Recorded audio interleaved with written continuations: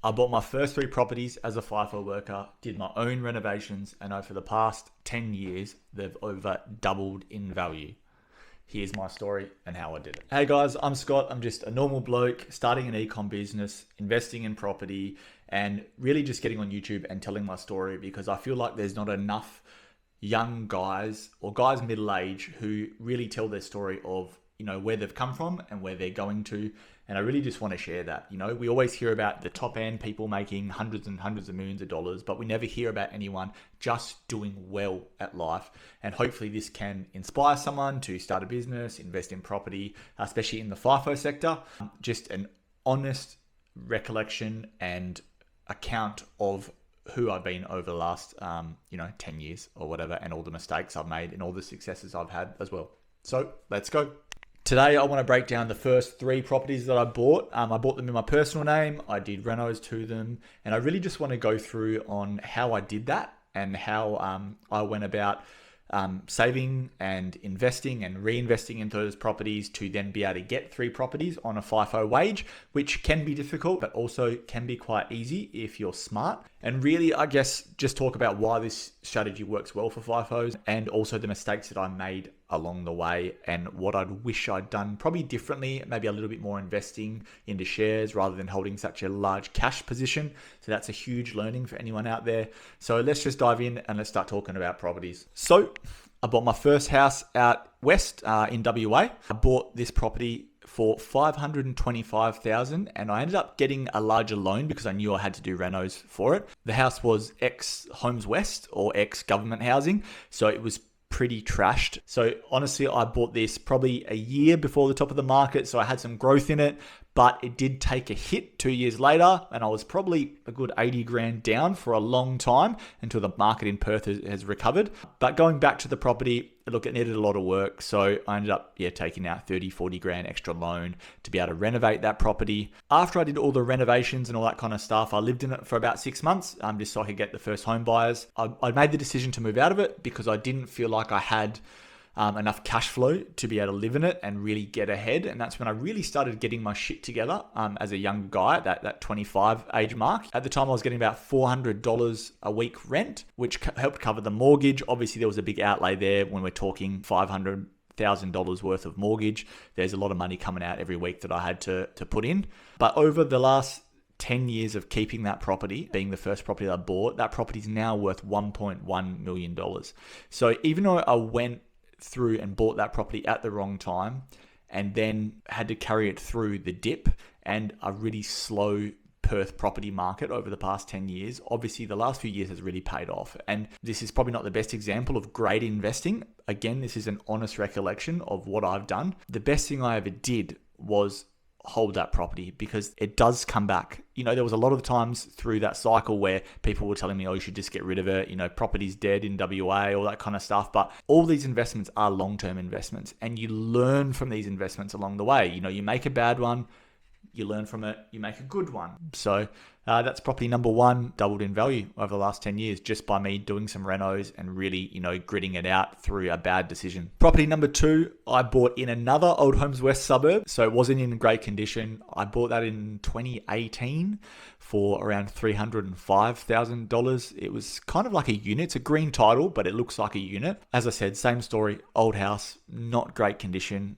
I put about another $30,000 into renovations and I did a lot of the work myself, being a trade background. FIFO gave me the cash to buy this property and also gave me the time to renovate it. So that's another thing being a FIFO worker is use your time wisely, is you do have that time off and you can save yourself a lot of money by doing renos yourself if you are somewhat savvy with your hands. Again, once I rented it out, I was getting around $400 to $450 a week rent. That was probably on the cheaper side for the area that it was in because that property is close to a major university in Perth. But at the time, I just wanted to get it rented so I could keep moving forward with investing. So I bought that property for $305,000 back in 2018. That property is now worth, estimate around $750 at least, maybe even close to $800,000. So again, that's, over doubled in value in the past few years. And so that was a smarter buy. I really thought about where I wanted to buy and the point in the market as well.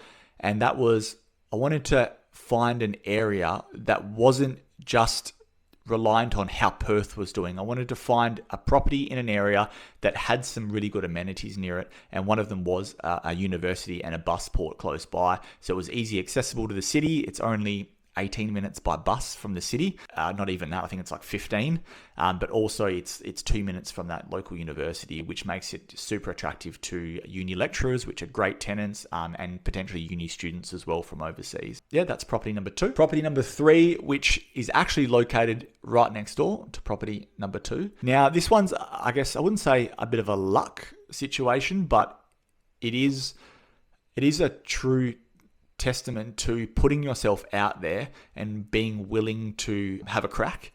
And obviously I bought property number 2. I wanted to get into property investing. I also noticed that property number 3, which was next door, was people looked like they were cleaning up as I was doing the property number 2 renos. So I just went and approached them. After I'd finished property number 2, I went to property number 3's owners at the front and I said, hey, you guys, looking at selling? And they actually were. They were going through a breakup. And so I approached them off market. I was able to buy property number 3. I brought property number 3 for $275,000. The lucky thing is that they were both pretty much identical houses. So I knew what I had to do to get property number 3 up to scratch to be able to rent it out. I spent around another $30,000. I got it done super quick. I think we did the reno in 3 months. Same situation. That property was bought for $275,000. I now estimate it to be worth around $750,000, $800,000 as per market value from what's selling on the street. You put yourself into that situation where you create your own luck by putting yourself out there and being willing to get out of your skin and just have a crack. So if we look at how much everything cost me and then how much it's worth now, originally it cost me $1.23 million to get all of the loans for those properties, including any renovations costs. Now the value of those properties are $2.6 million. So that's an increase in capital growth of around 1.4 million over the past 10 years. Hindsight, I wish I'd bought another 2-3 properties, especially with the growth that we've been having in the last few years. The other thing we need to look at is how much debt I've got left. Currently, I actually have $0 in personal property debt, because over the past 10 years, while buying those properties and then using, some more equity to reinvest, or cash that I built up to reinvest into another property, adding value in that property by doing renovations, getting good rental yield, and also still working at the same time, working in parallel. Now, this might not have been the smartest thing to do. I'm sure there's plenty of other gurus out there or people out there that would have said or would have gone and bought more properties with the cash and got themselves into more debt to get more capital growth. But I don't have as high a risk tolerance as what other people do. I am actually quite risk averse, and paying down that debt and getting to a really good financial position at my age is something that I really wanted to achieve. And hopefully from the really good platform that I've got now, I can then propel myself into the next 10, 20, 30 years. So again, guys, this is not me showing how good I am or trying to show off and talk about that. This is just an honest recollection of what I've done in the last 10 years. And hopefully that can inspire someone that's a little bit younger, starting in FIFO, or just someone that say hey, if this normal guy can just do this, look what I can achieve if I can learn from his mistakes and maybe do even better. And I hope you do actually do better than me. And that's honestly why I want to do these videos. So the key takeaways from all this is start early. I wish I'd started earlier than 25. Number 2, don't be scared of old properties, because old properties can be picked up for a bargain, as I did with property number 2 and property number 3. And you can put money into them, add value that way, get a really good rental yield. Use your FIFO time wisely. If you're getting time off, it's great to relax and I'm all for it, but there's only so much sitting at a beach that you can do before that becomes boring too. So make sure you use your time wisely and use your skills, invest in yourself, and invest in these properties. Think long term. That's something that I'll get into later, but really think about, if you're going to get into property investing or whatever it is, or you want to grow your personal wealth, is really start to think about the structure and where you want to be eventually. Like, what suburb do you want to live in, or how much do you want to grow your personal wealth? And property is a patience game. As explained in property number 1, you will make bad decisions along the way. I made bad decisions along the way. You can recover from those bad decisions.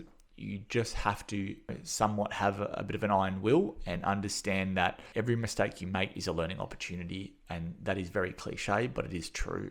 Again, I hope you learn from my mistakes along the way. In closing, if you're thinking about FIFO and thinking about property, don't wait for the perfect deal. Start small, add value, and hold long term. If you want me to do another video, I can do another video showing how I structured the finances and even how I did the renovations. And whatever you guys want, let us know in the comments. Again, I'm literally just doing this page to help you, or the younger version of myself, so you can build the confidence to just have a crack in life, whether that's in property, e-commerce, or just your personal finances. So if you've got any questions, reach out. I'm here to help. Yeah, good luck, man. So cheers, guys.